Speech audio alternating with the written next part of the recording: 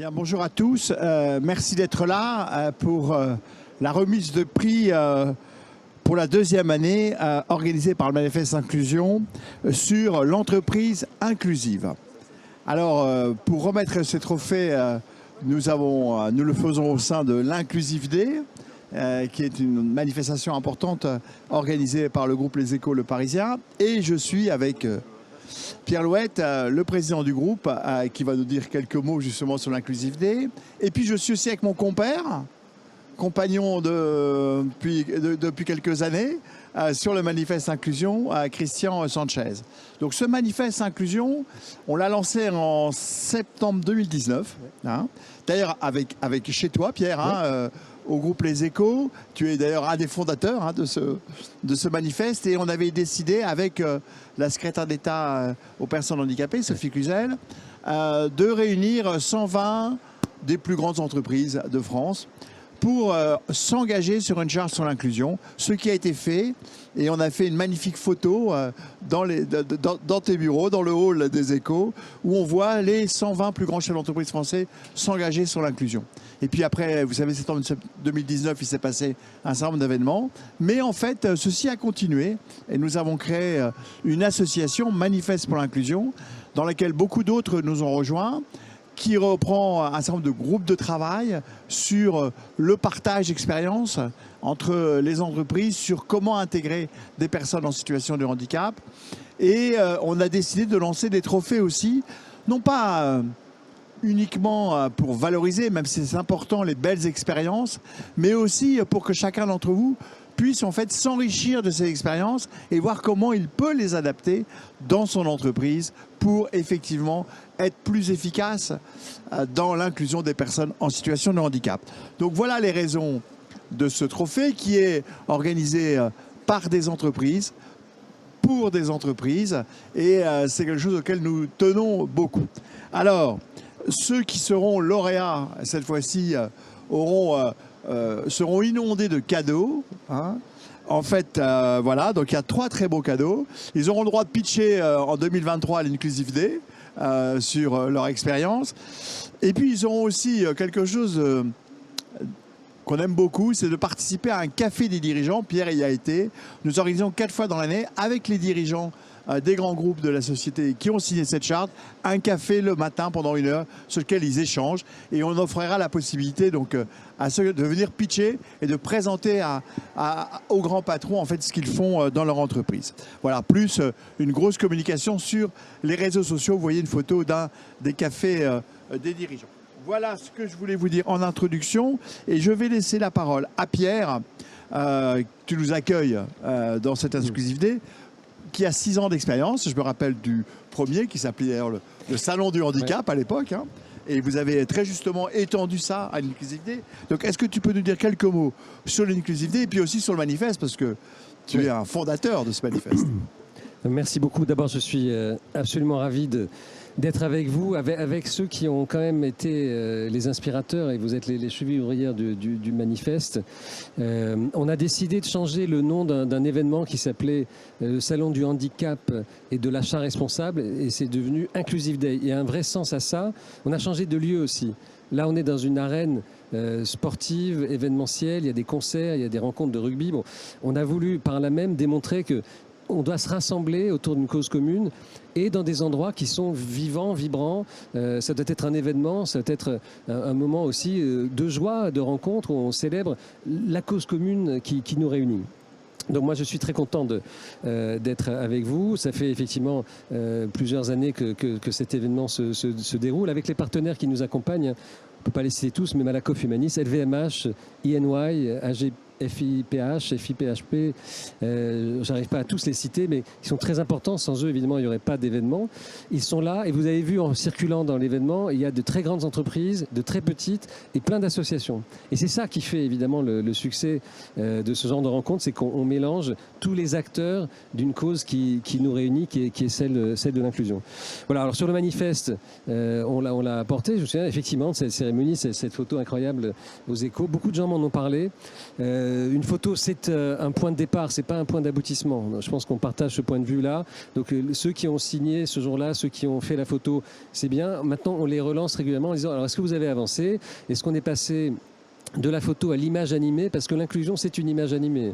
C'est un travail quotidien. Il faut en permanence à la fois intégrer de nouveaux collaborateurs, les trouver, les accueillir et aussi éventuellement les faire se révéler, puisqu'on a tous dans nos entreprises des salariés en situation de handicap, mais qui ne l'ont pas dit pour plein de raisons. Voilà, c'est tout ça, je pense, qui nous anime. Et puis cette envie de faire de ce qui était un salon, un vrai événement avec une cause qui est très inspirante et qui est absolument fondamentale pour nous tous.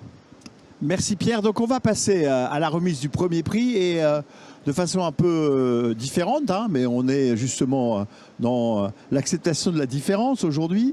Nous avons décidé par le prix coup de cœur, le prix coup de cœur du jury.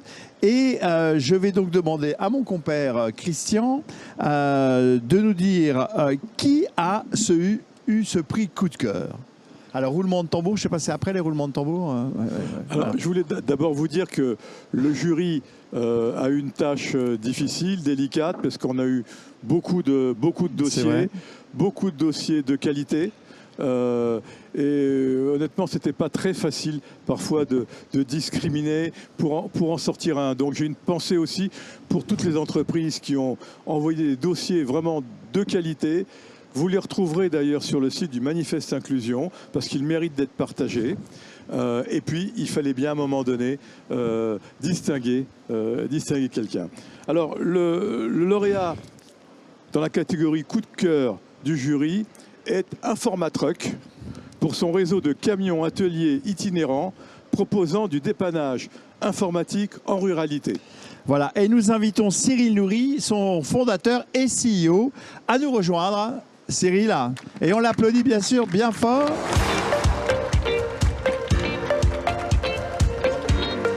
Et on va tout de suite voir. Voilà, il s'installe et avant, assieds-toi Cyril. Et je propose, avant qu'on passe aux questions, de passer un petit film. Implanté dans l'Oise, Check Nourry Technologies vient de mettre en place un service itinérant de dépannage informatique en milieu rural. On a pris une boutique informatique complète, qu'on a miniaturisée dans un format camion, donc en 3x2, et on envoie cet atelier de manière itinérante sur un circuit de 20 à 25 dates dans les villages qui sont dépourvus de services informatiques à proximité. Accompagné par Cap Emploi et la GFIP Hauts-de-France, Cyril Nourry a pu concrétiser son projet et embaucher un salarié en situation de handicap. Alors moi je suis intervenue sur l'accompagnement de Monsieur Trochery. Sur le démarrage de son parcours d'insertion. Quand il s'est inscrit au niveau du Pôle emploi, j'ai effectué un bilan diagnostic socio-professionnel pour étudier ses freins. Le frein était le handicap, ses restrictions médicales, et du coup il y a eu un accompagnement sur son parcours d'insertion professionnelle à ce moment-là. Et côté situation de handicap, donc Yann qui conduit son camion, a eu des adaptations. C'est-à-dire que le camion en lui-même est unique. Il a été adapté à ces problématiques, puisque là on a un handicap physique. Suite à un travail en menuiserie assez intensif, à lever des portes en bois, et au bout d'un moment le dos il n'a pas suivi. Donc j'ai un problème de dos et de jambes, et du coup je ne peux pas rester longtemps debout ni assis.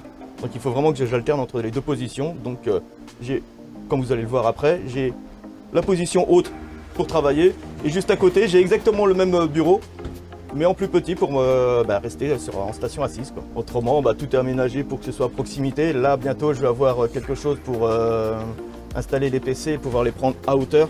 Donc tout est optimisé pour que je travaille le mieux possible. On a énormément de zones blanches, et ces zones blanches elles sont pour nous au-delà de 15 minutes de route. Dans l'Oise ça représente à peu près 81% des villages. Et ça oblige les gens à faire beaucoup de routes pour venir réparer leur ordinateur. Donc la plupart du temps, ils ne le font pas. Bien, bravo Cyril. Pierre, quelques questions à notre lauréat. Moi je trouve ça très très Oui, passionnant. des applaudissements, Oui, des applaudissements Nourry, voilà. Merci. D'abord bravo, effectivement, parce que au fond, moi j'ai travaillé longtemps dans les télécoms et apporter la solution la plus efficace au plus près, c'est toujours une difficulté. Le fameux last mile, le dernier kilomètre du réseau, il est super compliqué à faire. Et c'est pareil pour le service. Apporter à des gens partout, et ça veut dire un peu n'importe où aussi, une solution concrète, et au-delà du fait qu'il y a un réseau, apprendre à s'en servir, apprendre à servir des outils, des instruments, c'est absolument fondamental. Donc bravo d'avoir craqué ça, parce que c'est pas un sujet facile, et il y en a d'autres qui avaient essayé avant vous en réalité. Et donc moi ma question c'était plutôt comment on peut scaler, quoi, comment on peut grandir, comment vous allez apporter ces solutions à plus de gens. Alors très simplement, on a de très grandes ambitions. Pour le coup, je pense que c'est aussi pour ça que le jury apprécie notre projet. C'est qu'on ne veut pas juste faire quelques camions dans l'Oise, là où on est actuellement. Je me permets juste de le poser deux petites secondes, je suis plus à l'aise avec les mains libres. Puisque l'Oise, c'est une chose, mais c'est quand même un territoire plutôt bien doté. On a 3 pôles urbains importants. En réalité, il y a bien d'autres zones et des zones bien moins desservies. Donc nous, ce qu'on a envie de faire, tout simplement, c'est de le dupliquer, mais d'une autre façon. On veut créer toute une génération d'handipreneurs, donc de franchisés, mais qui seront systématiquement porteurs d'un handicap, pour lesquels on va adapter les camions, on va leur fournir toute l'infrastructure, tout le système, pour qu'ils puissent, près de chez eux, aller porter ce service. Et donc nous, on a une petite phrase pour ça, c'est de dire qu'on utilise l'inclusion de personnes handicapées éloignées de l'emploi pour faire diminuer l'exclusion numérique en ruralité. Bravo, parce que l'impression que ça donne, c'est que vous allez utiliser l'effet réseau pour apporter l'accès au réseau. Donc c'est une bonne idée. Oui, et j'avais envie de dire, Pierre, en fait, c'est un peu 3 en 1. C'est qu'avec une solution, tu règles la question de la ruralité, de l'accès au digital et de l'inclusion du handicap. Exactement. Donc c'est une solution 3 en 1 en fin de compte. Hein. C'est tout à fait remarquable. Et c'est pour ça que le jury vous a décerné ce prix. Encore quelques applaudissements. Et nous espérons effectivement pouvoir, dans le futur, que vous recevrez beaucoup de prix, le prix de l'entrepreneur de l'année par exemple, ou le prix d'autres que nous décernons, enfin que les échos connaissent bien aussi d'ailleurs. Bien, peut-être avant que parce que je sais que tu dois partir, Pierre, tu voulais nous dire un petit mot sur au fond une innovation aussi du groupe Les Échos qui recevra peut-être un prix l'année prochaine, d'ailleurs on verra, c'est l'incubateur de start-up que vous voulez organiser. Oui, en fait, on a décidé, on est un groupe de médias. Alors les médias, souvent d'ailleurs, ils sont critiqués, observés en disant ce sont des gens qui sont loin, qui regardent, qui donnent des bonnes notes, qui... En fait, plus profondément, on essaie de sortir des faits, de les décrypter. Mais nous, on a décidé aussi d'être une entreprise beaucoup plus engagée et d'aller vers le côté entreprise à mission. On a travaillé sur une raison d'être d'abord pour nous. Et dans cette raison d'être, il y a des mots comme donner aux lecteurs les moyens de s'engager. Et donc être un acteur de l'économie, un observateur bien sûr, quelqu'un qui raconte, qui décrypte, mais aussi être un acteur. Et pour ça, on veut accompagner, on parle des startups, on est le premier journal à avoir fait une page entière sur les startups, oui, tout à fait. Mais on veut aussi en accompagner. Donc on va créer aux Parisiens et aux Échos, on est en train de le faire, 2 structures d'incubation. Ça donne accès à quoi? Bon, l'accompagnement de tous ces journalistes et experts du groupe, aussi bien dans le domaine journalistique qu'informatique, hein, qui savent des choses, qui vivent des choses, l'hébergement, l'accès à un réseau de relations, voilà. Donc il y en a des incubateurs. Celui-là, j'ai constaté qu'il y avait pas mal de candidatures quand même. J'entendais, c'était juste à côté de mon bureau, tout un jury avant-hier, c'était assez chaud. Il y avait beaucoup de candidats qui venaient pitcher parce qu'ils avaient envie d'être là. C'est vrai que ça peut aussi donner la promesse d'accéder plus vite aux médias, qu'on parle de vous dans les journaux. Je voyais la Oise Hebdo qui est un collègue qui a fait un grand papier sur vous, mais ça peut être dans le Parisien de l'Oise, ça peut être dans les Échos en général. Voilà, donc c'est toute cette promesse-là et je pense que c'est une façon d'être un acteur engagé, convaincu et qui met ses actions là où se trouvent ses convictions. Bravo. Merci beaucoup Pierre de ton soutien constant sur cette action. Bravo à vous surtout. Voilà, et de cette collaboration. Alors on va faire une petite photo et puis on va passer au prix suivant. Voilà.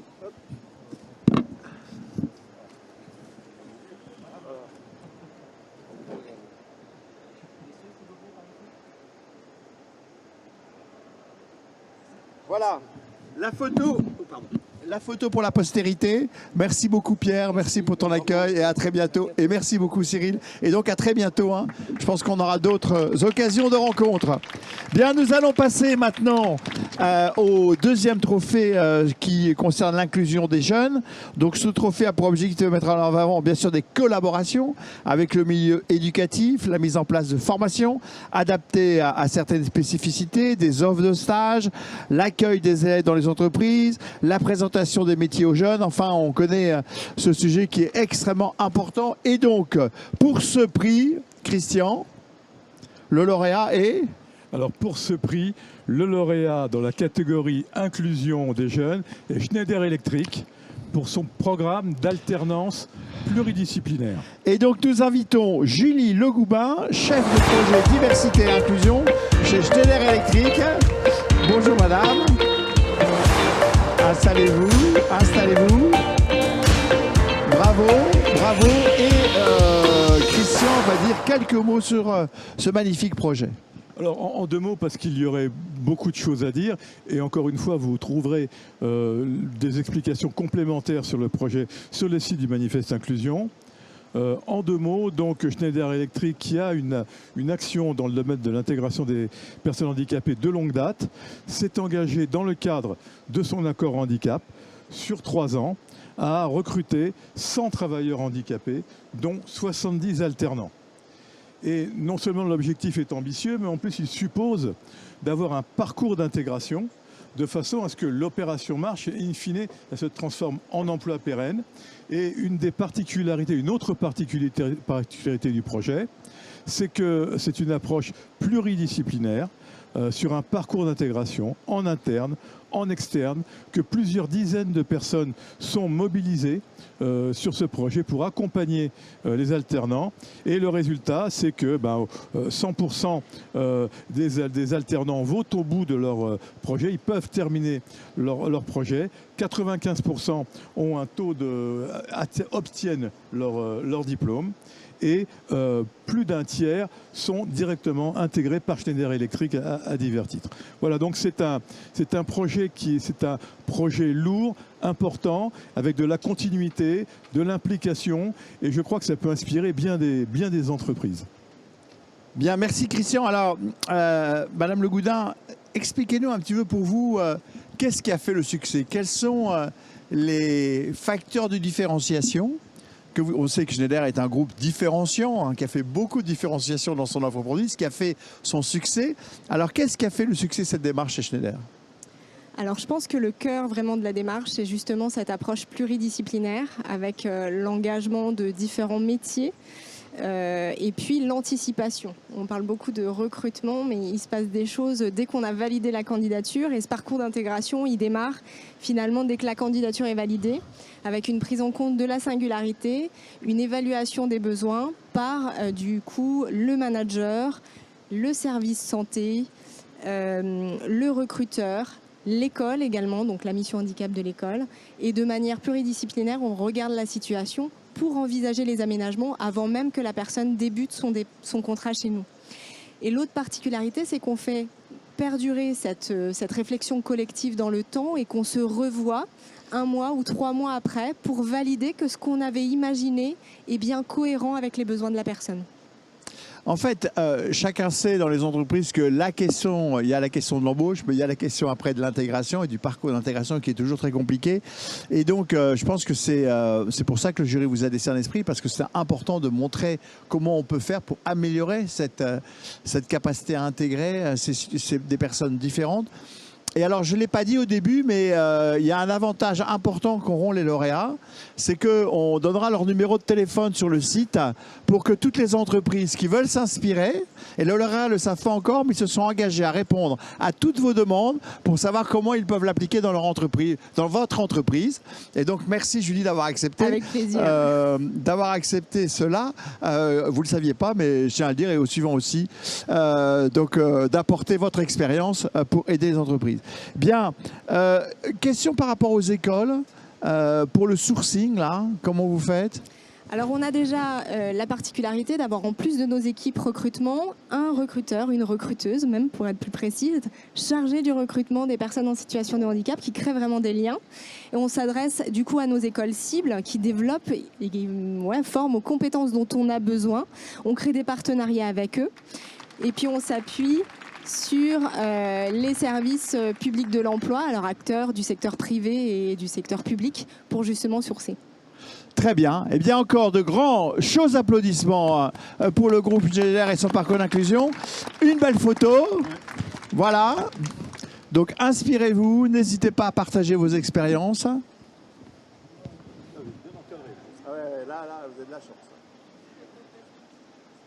Merci. Merci à vous. Merci beaucoup. Bien. Je vous propose maintenant de passer au troisième trophée, qui est le trophée de l'innovation en matière de recrutement. Vous savez qu'en la matière, la question du recrutement est toujours aussi une énorme difficulté. Et donc, on va mettre en lumière là l'installation d'un processus inclusif plutôt qu'un processus de sélection. Et pour ça, mon cher Christian, le lauréat est... Alors, le lauréat dans la catégorie recrutement est le centre hospitalier Annecy-Genevois pour sa préparation opérationnelle à l'emploi, gestionnaire de l'information médicale. Et donc nous invitons Catherine Dubreuil, référente diversité et égalité, centre hospitalier d'Annecy-Genevois, nous retrouver sur scène. Bonjour madame. Ainsi que Françoise Descamps-Grenier, présidente du comité national du FIPA. Bonjour madame. Voilà. Qui est membre du jury. Le FIP était dans le jury qui a sélectionné ses lauréats. Donc, Christian, à toi de présenter ce projet.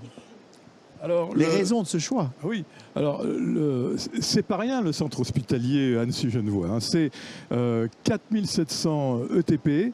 C'est le premier recruteur, le premier employeur de Savoie, donc de Haute-Savoie, excusez-moi. Et comme toutes les grandes entreprises, vous êtes confrontés à des problèmes de recrutement, notamment sur les problèmes de gestion de l'information médicale. Et vous êtes engagé dans une centaine de recrutements. Et la particularité du projet, c'est que une des particularités, non seulement vous êtes donné un objectif de recrutement de personnes handicapées, mais aussi un objectif parallèle, mixte, de maintien dans l'emploi des personnes de votre centre, et que vous les avez mis ensemble dans ce que j'appelle une préparation opérationnelle à l'emploi, qui est la période, vous le connaissez sûrement, la période amont, avant la formation dure. Donc c'est un exemple à la fois parce que vous utilisez un dispositif que tout le monde n'utilise pas, et d'autre part, vous mêlez des personnes en maintien de l'emploi et des personnes qui veulent intégrer l'entreprise. Voilà, c'est pour ça que vous avez été retenu. Je vous laisse. Alors, on va vous passer un micro, madame. Donc, madame Françoise Descamps-Grenier, donc, quelques questions à notre lauréat. Et je lui remets quand même le trophée. Ah, bien sûr, bien sûr. L'entreprise inclusive. Et je suis ravie effectivement de participer à la remise de ce trophée d'entreprise inclusive. Oui, deux questions. La première, c'est pourquoi avoir eu recours à ce dispositif de préparation opérationnelle à l'emploi, un dispositif qui est multiple. Oui, en effet, c'est un mécanisme de l'emploi qui est assez utilisé dans le privé, mais qui l'est très très peu dans le public. Et c'est vrai que j'étais dans la connaissance de ce mécanisme quand j'ai rejoint le centre hospitalier il y a 3 ans. Et donc, ça a été l'opportunité, en même temps que notre conventionnement avec le FIPHFP, de mettre en œuvre sur le plan du recrutement une politique un peu originale, créative, d'où ce mécanisme qui va effectivement permettre à la fois à des demandeurs d'emploi, bénéficiaires de l'obligation d'emploi, d'arriver sur le centre hospitalier avec une formation de 400 heures et pendant cette période de formation d'être maillés avec un public d'agents qui sont eux-mêmes dans le cadre d'une difficulté de santé obligés de se reclasser vers un nouveau métier, d'être donc maillés tous ensemble sur l'accessibilité vers ce nouveau métier de gestionnaire de l'information médicale. Voilà. Oui, un dispositif multiple, comme je disais, à la fois côté insertion et côté maintien dans l'emploi, ce qui est vraiment très bien et très innovant. Et quel impact de ce mécanisme pour le secteur public ? Alors en fait, ce qui a été, je pense, le plus intéressant, c'est de démontrer qu'avec les partenaires que sont pour les demandeurs d'emploi, Pôle emploi, qui connaissaient bien le mécanisme dans la prise en charge du coût de sa formation, d'inviter aussi notre partenaire, l'ANFH, à lui aussi intégrer la prise en charge de la formation de nos agents. Et donc, de démontrer l'intérêt, l'efficacité de ce mécanisme, ça a été de permettre en fait à la fonction publique au sens large de la développer, de l'utiliser plus généralement. Voilà, vers d'autres métiers. Ce qui permettra de dupliquer ce dispositif innovant. Voilà la question. Et on est dans la duplication, hein, dans la co-construction, dans le partage d'expériences. Ça nous a semblé important. Tout à l'heure, je disais que ce prix est fait par les entreprises pour les entreprises, mais ça semble important justement aussi de décerner un prix à une entreprise du secteur public, parce que l'innovation aussi que vous faites chez vous dans vos organisations peuvent aussi inspirer ce que nous pouvons faire dans nos entreprises. Et je trouve que là, il ne faut pas séparer les mondes, il faut qu'ils se conjuguent. Merci beaucoup, madame. Merci. De grands applaudissements. Une belle photo.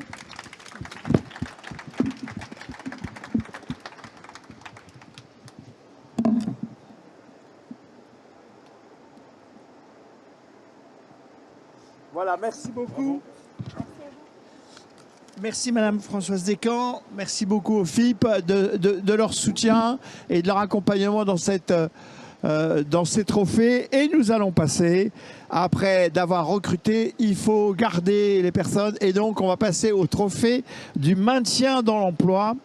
Donc là, on cherche à valoriser des initiatives d'entreprise qui œuvrent en disposition innovante. Vous avez vu que nous cherchons à chaque fois l'innovation et l'innovation duplicable concernant les statuts, les process, les organisations favorisant le maintien dans l'emploi des personnes en situation de handicap. Voilà ce que nous allons décerner comme prix maintenant. Et pour ça, Christian, le lauréat est... Alors le lauréat dans la catégorie maintien dans l'emploi est Nestlé, pour son observatoire maintien, outils collaboratifs d'innovation sociale. Et donc nous invitons Margot Cour, chargée de mission handicap chez Nestlé. Bonjour madame, sous vos applaudissements, Margot nous rejoint. Et là, Christian, dis-nous en quoi Nestlé a inventé un maintien dans l'emploi que dont on peut tous s'inspirer. Alors, Nestlé a inventé beaucoup de choses. Oui, Nestlé, je rappelle, c'est une très grande entreprise. Une belle PME suisse. 2000 marques, et rien qu'en France, 10 000 collaborateurs.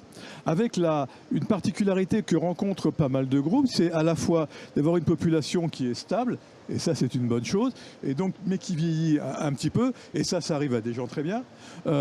Et puis aussi la particularité d'avoir une implantation qui est assez morcelée, avec des unités industrielles ou des forces de vente qui peuvent parfois vivre un petit peu leur vie.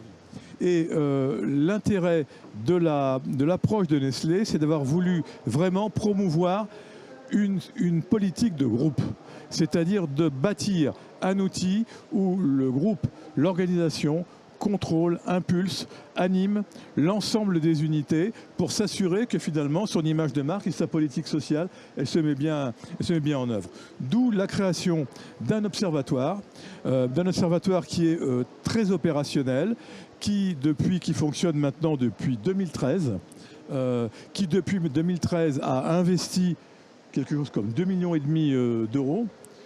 675 personnes qui ont bénéficié d'aménagements de maintien dans l'emploi au titre de l'Observatoire, et puis aussi un maillage de 27 référents handicap, 23 sites industriels qui sont mobilisés. Alors ce qu'on voulait mettre en avant, c'était le fait que quand on est un grand groupe, on a des responsabilités, il faut être à la hauteur de son image, et puis Nestlé ne se contente pas de proclamer, en fait, vous m'avez mis en œuvre, je crois, un outil extrêmement performant.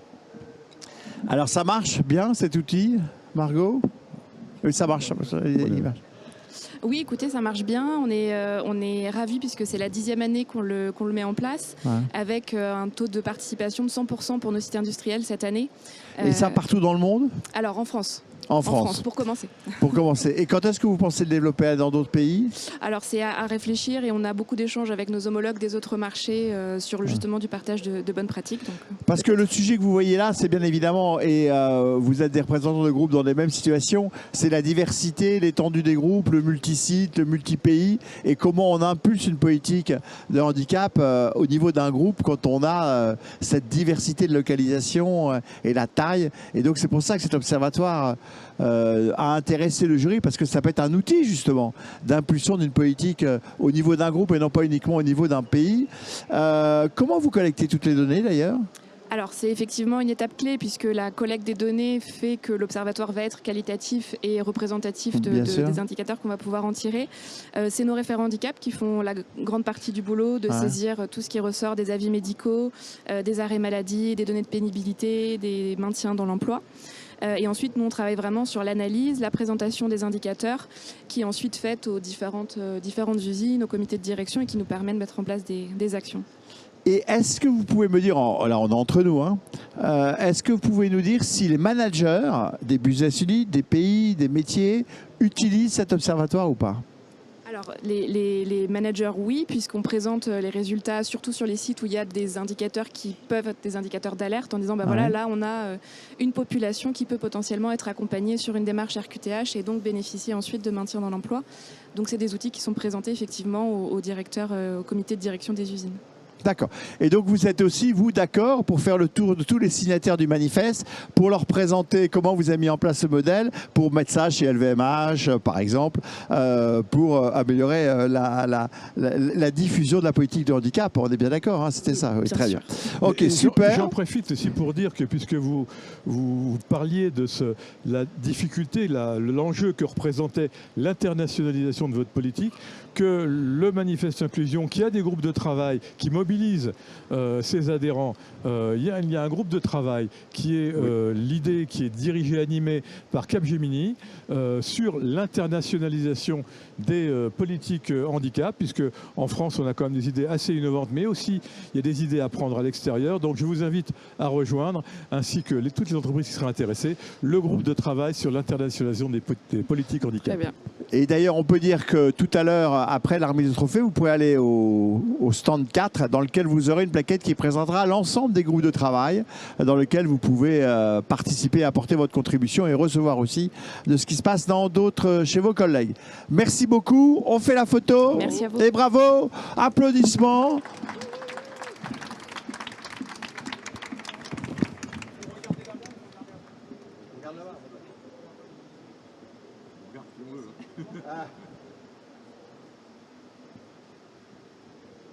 Merci beaucoup, madame. Merci, bravo. Bien. Alors, on en est où là, Christian, là ? Je pense qu'on passe... Collaboration avec le secteur adapté. Ah, voilà. Donc, il est l'heure donc de passer au 5e trophée dans la catégorie collaboration avec le secteur adapté et protégé. Donc, vous l'imaginez, ce trophée a pour objectif de mettre en avant la participation, le développement de relations inclusives, de co-traitance avec le secteur protégé et bien entendu toujours avec le souci de l'innovation et de la duplication. Et donc, pour ce prix de la collaboration avec le secteur adapté et protégé, le lauréat est... Alors j'ai un petit peu de suspense parce que... fais du suspense. Le projet qui est primé, il est vraiment très innovant et je crois qu'il va vraiment beaucoup vous intéresser. Le lauréat dans la catégorie collaboration avec le secteur adapté et protégé est A à Z pour la relocalisation de la fabrication de ces tests médicaux. Et on applaudit très fort. Ah bon? Non, c'est pas fini. Et on reçoit aussi, bien sûr, le président de la GIP, Christophe Roth, qui est parti de jury et qui va remettre le prix. Monsieur le Président, alors...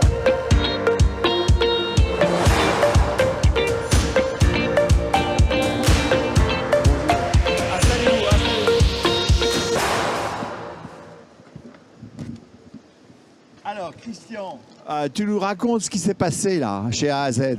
Alors AAZ, c'est une société, une entreprise qui conçoit et qui fabrique des outils de diagnostic et des tests. Et la particularité du projet, c'est que ses ambitions sont multiples. Et j'ai envie de dire, cette entreprise, dans sa politique handicap, elle coche toutes les cases. D'abord, elle a décidé de relocaliser une partie des composants et des fabrications qui étaient faites à l'étranger, notamment d'ailleurs en fonction de la crise Covid, mais pas seulement, je crois que c'était déjà lancé avant. Ça vous a permis de maîtriser l'approvisionnement, de maîtriser les délais, de réduire l'empreinte carbone et aussi au bénéfice de l'emploi de travailleurs handicapés, parce que, autre particularité, A à Z travaille avec une filière d'entreprises adaptées et des AT, en particulier TechAir, c'est le nom de cette filière, qui emploie de l'ordre de 400 travailleurs handicapés en EA et en ESAT. Et c'est un réseau d'ailleurs, un réseau de 11 entreprises. Donc vous voyez, c'est vraiment, vous cochez toutes les cases, puisqu'il y a beaucoup de choses et vraiment on voulait vous en féliciter. Oui, alors le micro est là. Donc peut-être Christophe, un mot, une question à nos amis d'AZ. Oui, donc AZ, c'est un beau projet. Quelle est la valeur ajoutée et qu'est-ce que vous pourriez indiquer aux entreprises qui doutent de collaborer avec des entreprises telles que vous avez pu le faire, telles que AZ avec les entreprises adaptées? Alors je voudrais d'abord remercier les organisateurs de nous avoir, invités et primés, et vous dire que c'est une joie pour moi aujourd'hui de pouvoir faire un bilan justement sur ces 6 années au bout desquelles nous avons accompli un travail fabuleux qui nous a fait découvrir justement le monde du handicap.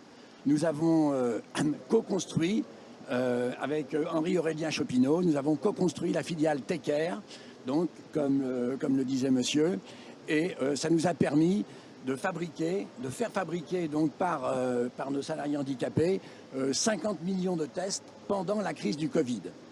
J'ai eu l'occasion de me rendre moi-même dans la plupart des 11 centres, comme vous le soulignez, qui fabriquaient ces tests pendant la crise.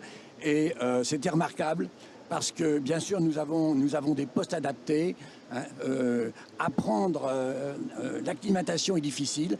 Elle est peut-être plus longue au départ, il faut prendre plus de soins, mais après, disons, la valeur ajoutée est très importante. Et je peux vous dire que nous, puisque c'est de la pharmacie, le diagnostic in vitro, c'est de la pharmacie, et c'est quelque chose de très rigoureux, bien sûr. Et donc, non seulement la fabrication, l'assemblage, mais les contrôles de qualité sont aussi faits dans ces ESAT. Et je peux vous dire que sur les 50 millions de tests qui ont été vendus à des pharmaciens et utilisés par des pharmaciens et comme autotest, nous n'avons eu aucun retour. C'est-à-dire que c'est fabuleux parce que vous savez que les contrôles dans notre industrie ça s'appelle la réactovigilance. Et si un pharmacien trouve un produit qui est non conforme, automatiquement il téléphone à l'ANSM tout de suite et le fabricant bien sûr est prévenu. Et là, sur ces 50 millions de tests qui ont été vendus au cours des 2 dernières années, nous n'avons pas eu un seul retour. C'est-à-dire que nos salariés handicapés ont travaillé vraiment d'une manière formidable. Et ça, bon, je veux remercier toute notre équipe et notamment aussi Henri-Aurélien Chopineau qui a co-construit avec nous, comme je vous le disais, cette filière et qui est journellement à leur contact et avec eux. Et vous avez d'autres projets de développement avec... Absolument, absolument. Lesquels ? Alors, un grand projet, et d'ailleurs ce sont nos travailleurs handicapés qui m'ont donné cette idée, c'est de faire fabriquer par des handicapés des tests pour dépister les handicaps. Et là, nous avons un partenariat avec un grand hôpital parisien pour fabriquer un test, on en est au stade du prototype, un test qui détectera la surdité congénitale du nouveau-né. C'est un test rapide donc, qui sera utilisé par les sages-femmes dans les salles d'accouchement. Et vous n'ignorez pas que la surdité congénitale virale, due notamment au cytomégalovirus, touche quand même 2% de la population. Et si ce dépistage peut être fait en amont, c'est-à-dire dans les salles d'accouchement. On arrivera à donner donc des médicaments aux enfants et justement à diminuer ces 2% de surdité congénitale. Vous savez le handicap à vie pour ces enfants s'ils ne sont pas traités dans les plus brefs délais.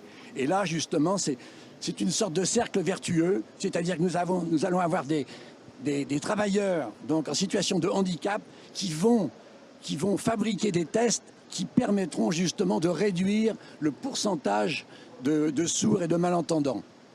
Et là, vous avez 400 travailleurs aujourd'hui, c'est toujours à peu près, et vous pensez monter en puissance? Nous avons eu 400, c'est un grand nombre. Non, nous avons eu 400 au plus fort de la crise. Oui. Voilà. Hein. Et justement, alors parce que les établissements principaux sont à Villiers-le-Bel, mais au fur et à mesure justement que la demande des ministères s'accroissait, parce que tous les ministères ont acheté nos tests rapides, les 15 000 pharmacies françaises aussi.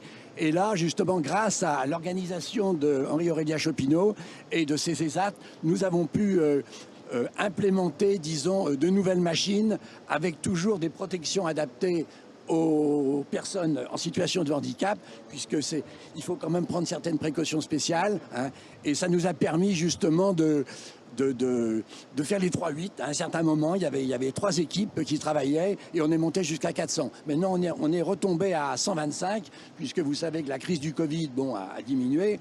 Mais bon, nous nous attendons à une prochaine vague et notre test rapide pour la détection du CMV va certainement aussi parce qu'il y a 800 000 naissances en France par an, rien qu'en France. Hein, donc 800 000 naissances, ça sera 800 000 tests dans les maternités. Hein. Je crois qu'on pourrait peut-être associer aussi le responsable de la filière Tecker, hein, monsieur Chopineau, je crois, qui est là. C'est monsieur Henri-Aurélien Chopineau, justement, voilà, qui est avec nous. Vous la souhaitez, bravo et qui fait un aussi, travail remarquable. Hein.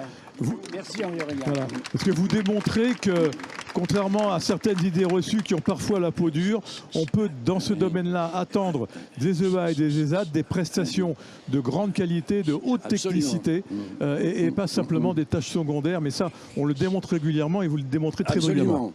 Alors, justement, cette externalisation du travail, donc, c'est un petit peu aussi l'ADN d'A à Z, puisque nous essayons de trouver pour chaque domaine de notre activité, donc les meilleurs partenaires. Hein. Et je voudrais associer ici aussi Fabien Larue, qui est mon principal collaborateur et qui gère la société au jour le jour, ainsi que Caroline Bourguignon et Camille. Bien, écoutez, bravo, c'est magique. Merci beaucoup pour cette belle aventure. Vous nous avez convaincus d'utiliser encore plus les ateliers protégés, les ESAT. D'ailleurs, je dois dire que les objets en bois, les trophées en bois ont été faits par les ESAT de Châtillon, me dit-on. Donc, on l'a utilisé aussi, ce qui est un peu logique. Mais voilà, donc c'est très bien. Merci beaucoup à la GFIP. Si je pouvais ajouter, parce que ça servira d'expérience à nos amis qui sont parmi nous aujourd'hui, le fait justement d'être dans cette filière de travailleurs handicapés m'a beaucoup aidé et m'a servi aussi. Et ça, c'est quelque chose que je voudrais partager avec d'autres chefs d'entreprise. Hein. En 2018, j'ai eu l'occasion de recevoir, c'était au Sénégal, par le président Macky Sall, le prix Galien international pour mon autotest pour le dépistage du VIH, le prix Galien international. Et en discutant avec le président Sall, je lui ai demandé s'il serait intéressé justement par implanter une unité de fabrication de tests rapides au Sénégal. Hein. Et avec l'aide de l'ambassade de France, nous avons réussi à prendre contact avec le ministère justement de l'aide sociale au Sénégal et nous avons là-bas maintenant une unité qui fabrique des tests avec des personnes en situation de handicap aussi. Donc c'est l'internationalisation. Absolument, ça s'est internationalisé et je voulais vous dire que justement ça nous l'a rendu au centuple. Les efforts qu'on a fait au départ, c'est un enrichissement. Absolument, absolument, un enrichissement à tous les points de vue. Parce qu'il y a le monde de l'entreprise et il y a le monde de l'entreprise adaptée. Voilà. Et les relations sont totalement différentes entre le monde de l'entreprise et le monde de l'entreprise adaptée. Avec vos salariés, vous avez une relation qui est, je dirais pas familiale, mais qui est personnalisée, tribale. Et c'est différent d'un salarié lambda, un salarié handicapé. Et il a un plus, en fait. Il a un plus parce que quand il rentre chez lui le soir, il voit quelquefois son frère qui est chômeur. Et lui, il peut dire j'ai travaillé, moi, aujourd'hui. Et ça, c'est fabuleux, quoi. Hein. Et on le ressent quand on en parle avec lui. En tout cas, vous êtes d'accord? Je suis complètement d'accord avec vous, docteur, et je vois que vous êtes très passionné, et on pourrait parler des heures sur ce sujet. En tout cas, ce que je veux passer comme message, c'est bien évidemment que l'AGEFIP est aux côtés de l'ensemble des entreprises dans toutes les régions, y compris au niveau des territoires ultramarins, que notre objectif, c'est bien évidemment de développer l'emploi des personnes en situation de handicap en milieu ordinaire, de dépasser le 4% à l'horizon de 2024, ce qui signifie 150 000 à 200 000 CDI à la clé. Et bien sûr, nous sommes, au quotidien en soutien des EA et des ESAT pour développer les compétences, les talents et la juste place de chacun au milieu de tous. Merci beaucoup et félicitations. Merci à tous les deux. Merci à l'AGEFIP d'être un partenaire actif du manifeste. Et merci, docteur, pour cette formidable expérience. Restez là pour la photo. Voilà.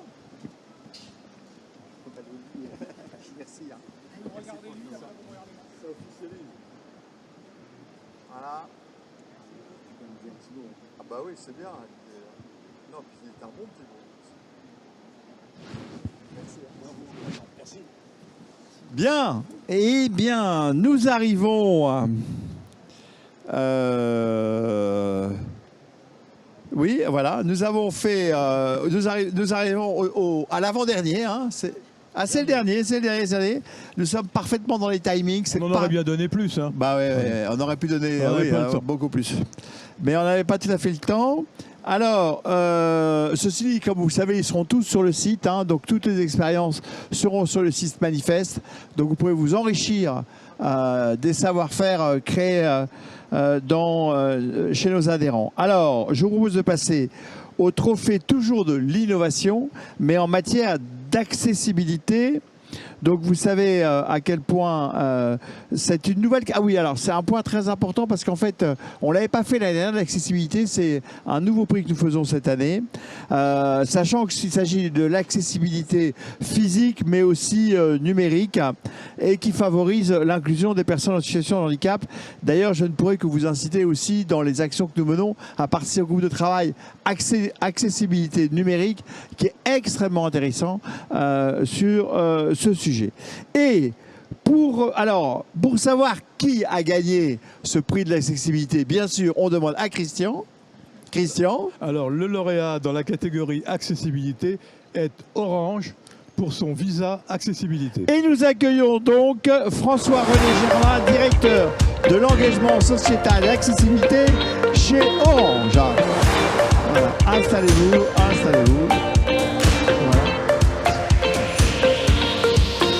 Bien, merci d'être là.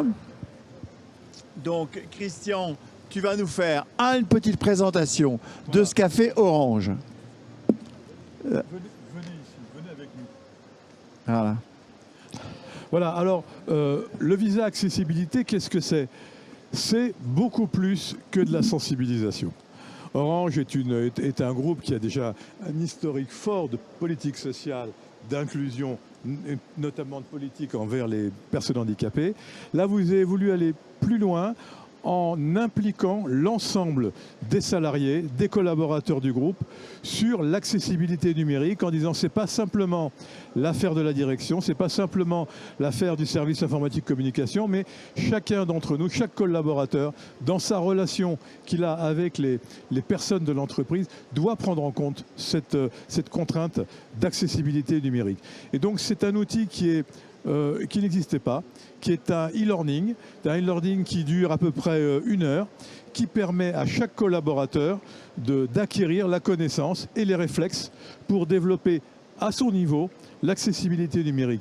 Et c'est pas rien comme résultat, puisque c'est quand même 2500 salariés d'Orange, en France j'imagine, qui ont obtenu ce visa, qui ont suivi cette formation, qui la mettent en œuvre, et vous en êtes maintenant à la décliner puisque vous avez fait une version en anglais, et je pense que ce genre d'outil intéressera beaucoup d'entreprises. Alors, cher monsieur, c'est effectivement un projet très intéressant et très duplicable, mais avant de voir comment on peut le dupliquer ailleurs, je voulais savoir, qu'est-ce qui vous a donné l'idée de lancer ça ? Alors, déjà, si je peux me permettre, j'aimerais formuler un immense merci aux organisateurs de l'Inclusive Day et évidemment au jury pour ce trophée magnifique qui va nous permettre de mobiliser encore plus le groupe autour du handicap. Alors, le concept, en fait, il est assez simple. C'est le nouveau concept de l'accessibilité. Tout le monde connaît l'ancien concept qui consiste à dire à une personne handicapée, bah, écoutez, choisissez, ayez accès à un produit, un service très stigmatisant, pas très nombreux, relativement cher, par des circuits spécialisés. Le nouveau concept, c'est l'inverse. C'est la société qui se rend complètement accessible, ce qui finalement est bien aussi pour les personnes âgées qui parfois peuvent entendre un peu moins bien, voir un peu moins bien, ont une canne, et même des mamans avec des poussettes, etc. Donc, du coup, on inverse complètement, en fait, on change de paradigme. Alors, la traduction pour Orange, en fait, c'est que alors nous avons 6500 salariés handicapés sur le périmètre France, puisque nous sommes présents dans 30 pays, comme vous le savez, donc 6500 en France. Et le principe, c'est de dire que chaque salarié, en fait, présent à Orange France, produit lui-même son accessibilité, parce que la personne handicapée, le salarié handicapé, il n'est pas à côté de nous, il est au milieu de nous. Ce sont des chercheurs, des développeurs, des designers, des marketeurs, des distributeurs, des communicants. Et donc, ils ont besoin de travailler dans le monde numérique et digital au quotidien. Donc, on ne peut pas faire un stop and go en disant bah, écoutez, on va prendre une aide technique pour le coup. Non, il faut que tout soit accessible systématiquement. Donc, l'esprit, c'est de dire moi, salarié valide ou avec une déficience, je produis ma propre accessibilité dans mes actes quotidiens, les mails, les pièces jointes, enfin, tous les actes quotidiens de mon métier, pour qu'effectivement, il n'y ait pas de discontinuité dans les flux de travail au sein de nos salariés. Alors ça rejoint évidemment la logique du Design for All que nous appliquons nativement en fait chez Orange. Alors j'ai créé l'activité il y a une vingtaine d'années, 2.0 en fait, pour rien vous cacher. Donc j'en parle aussi comme mon prédécesseur avec un peu de flamme, de passion et de fougue, parce qu'on est vraiment dans l'humanité et dans la technologie en même temps. Mais c'est vraiment le Design for All, ça consiste à dire on ne va pas faire une production uniquement dédiée de produits effectivement relativement contraints pour des personnes handicapées, mais on veut l'ouvrir. Et donc du coup, on intègre l'accessibilité dans les produits mass market, les produits grand public, en fait, au niveau de l'ensemble des pays du groupe Orange. Donc on a à peu près 1500 caractéristiques qu'on fait intégrer par les chefs de produits, les chefs de projet, dans la conception de nos offres, pour que ça parte tout de suite accessible et que les personnes handicapées puissent avoir une gamme de produits beaucoup plus large et que finalement, on ait plus d'ergonomie intuitive, une navigation simplifiée, un accès facilité pour l'ensemble de nos clients. Donc c'est vraiment gagnant-gagnant. Est-ce que vous pensez que ce que vous avez mis en place et qui concerne vos 6500 salariés, mais aussi, si j'ai bien compris, qui améliore votre offre produit et la rend plus accessible, notamment pour les personnes âgées comme nous, pardon, n'est-ce pas non, pas du tout. Et donc, en fait, est-ce que vous pensez que c'est facilement duplicable chez Schneider, LVMH, les entreprises qu'on a vues? Déjà, nous, notre âme, entre guillemets, professionnelle, si je puis me permettre l'expression, elle est vraiment dans l'intérêt général, le bien commun. Ouais. Donc on travaille beaucoup en open source. Alors on en a des dizaines, mais pour en citer que 2, on a la barre Confort Plus, par exemple pour les personnes non et malvoyantes, pour faciliter l'accessibilité sur le web. On a Sanatwork, qui est un dictionnaire qui a été primé récemment, qui traduit en langue des signes française en temps réel tout le jargon télécom. Donc c'est en open source. On travaille aussi avec la base Gary pour les terminaux. Donc on est très ouvert effectivement à partager nos best practices avec des entreprises. On a partenaire au Club Cage, Accessibilité des grandes entreprises, qui réunit toutes les plus grosses entreprises de France avec des best practices en matière d'accessibilité. Donc évidemment, au contraire, on est très ouvert à enrichir la proposition dans ce domaine-là d'entreprises investies sur le sujet et de nous enrichir nous-mêmes, bien évidemment, par réciprocité, bien sûr. Bien sûr. Tu as une question, Christian? Non, je pensais que non, je voulais simplement dire que moi aussi, je voudrais bien passer le visa. Tu ne vas peut-être pas l'avoir. Bien, merci beaucoup. C'est une très belle expérience, très effectivement utile pour l'ensemble. Voilà, on va faire la photo, pardon. La photo. J'avais oublié la photo pour le dernier, c'est dommage. Vous n'avez pas oublié la photo? Ah oui.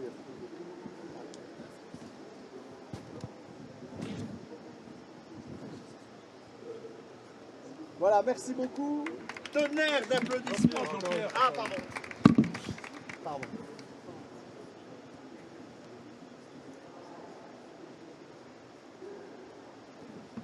Merci. Merci. Voilà, on va passer à la conclusion de cette remise.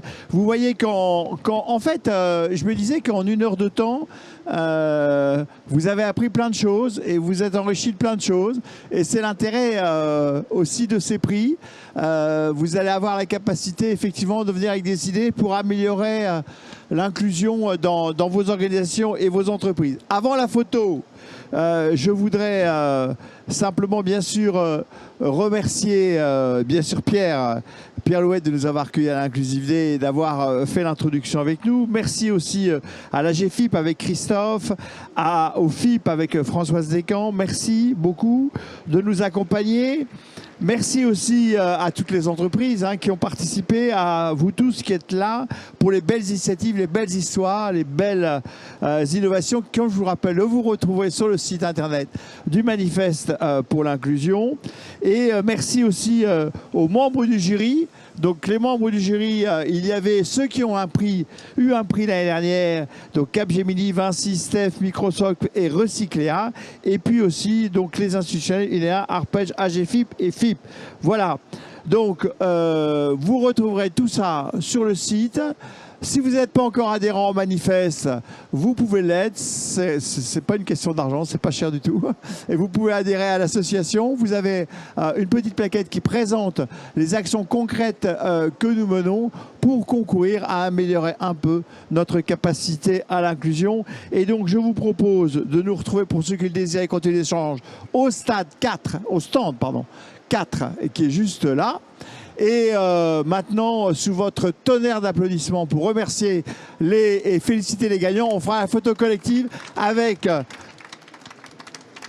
On va faire la photo, mais il faut aussi remercier tous les membres du comité de pilotage qui sont présents, qui sont des grands groupes. On ne va pas tous les citer. Remercier aussi la Fondation pour l'édition, qui s'est particulièrement impliquée dans le jury et dont on apprécie particulièrement le soutien. Et puis notre délégué général et sa collaboratrice. Et notre délégué général et sa collaboratrice. Voilà. Allez, photo avec les gagnants, les membres du jury. Et rendez-vous au stand numéro 4. Merci à tous.